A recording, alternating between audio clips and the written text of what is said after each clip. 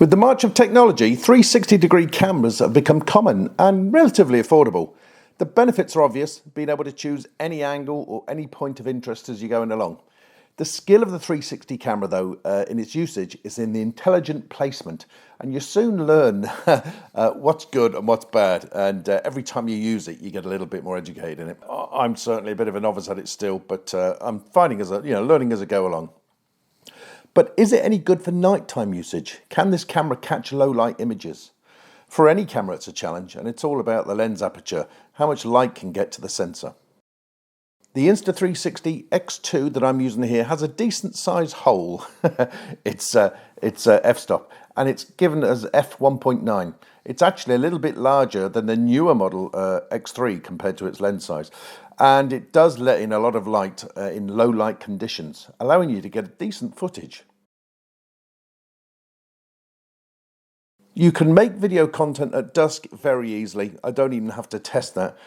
Nighttime footage is achievable with a little bit of help from surrounding streetlights. So you can see down here in a typical suburban environment. I'm not in the city centre, but it is a low light suburban type environment. And it takes a great enough image here. So if you have a reason to be vlogging at night, this 360 camera can cope with this very well. Compared to my GoPro, it's an order of magnitude better. Brightly lit metropolitan areas, city centre will have no problem at all. I don't even have to try that. If this is working in this environment, it's definitely going to work in a bright city centre. There's definitely a challenge for the countryside though. No street lighting, it doesn't give this... There's just no light for the lens. So the most I can pick up here is some of my headlight and my clocks, which is the nearest thing to it. The headlight on this CB1100EX is a LED headlight. It's not a bad light, nothing to write home about. If I had something interesting to talk about, you could use this footage for short periods. I think a whole 20-minute video might be quite dull in this kind of environment. The image isn't too stimulating, so the content's got to be bloody good, or the narrative content's got to be bloody good to make this work for any longer periods. So, we've seen what that's like in a slightly urban area. There's a lot of building going around on this road, so there's actually quite a few streetlights out. So this is a semi-urban area. Let's go down the high street, because that would be my closest. The bigger city is Dublin. I'm not driving to Dublin from here. We'll go down the high street in Selbridge and see how it fares there. So, how are we doing? Can you see me? Yeah. This camera's amazing at this level of light. I'm taking my audio from my GoPro. Now, it's only a GoPro 4. But I'll show you what video that's getting at the moment. Yeah, that's the equivalent. Yeah, it just shows you how good the 360 is with the sensor or lens or whatever it may be. Now I'm going to say this will do very nicely. Oh wow! Look at those decorations. So you could film very nicely in a city environment. This looks great.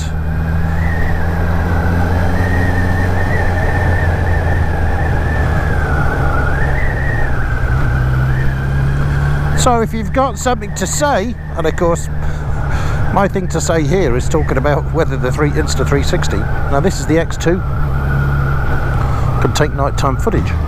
And if you've got something worthwhile saying, there's no reason why you can't take nighttime footage when there's a decent bit of ambient light.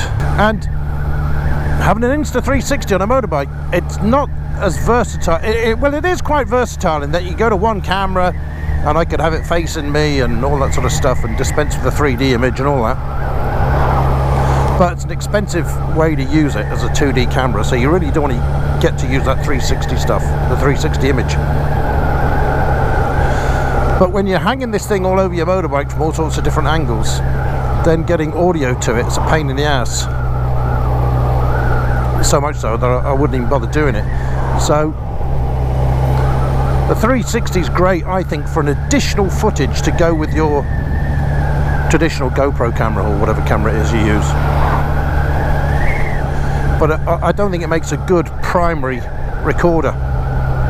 Or yeah, I mean, it can take a lovely 2D image of me, but it'd be a bloody expensive way to do it. I normally don't like nighttime riding, but I'm enjoying myself tonight.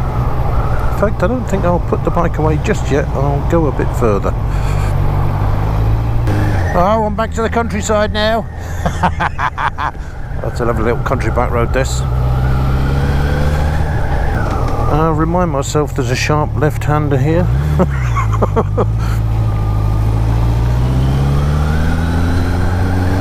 Yeah, twisty roads, fast, night time. Yeah, not a great combo. Just gotta take it easy. Especially a bit leafy through this village with all the trees.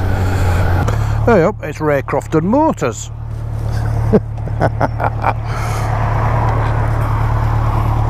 Yeah, there's my camera on. It is.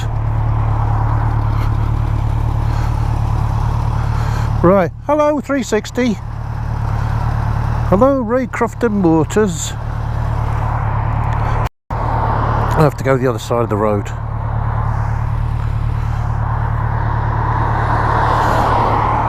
Right. So, GoPro 4. I know it's old. I know, I'm cheap. But can the Insta 360 see me? I reckon it can. It's that good. Testing out my bag for camping in a few weeks' time. My Barkbuster handguards as well. And I've wired the CB for a heated vest because I'll be needing it.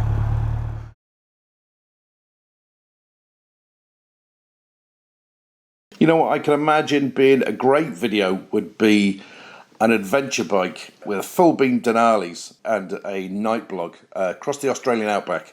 I'll leave that to the mad oddies at Motorcycle Adventure Dirt Bike TV. Our new and I'm not going to do an Aussie accent here. Our new episode, Simpson by Night, 8 dead, 1 made it, but the camera was chipper.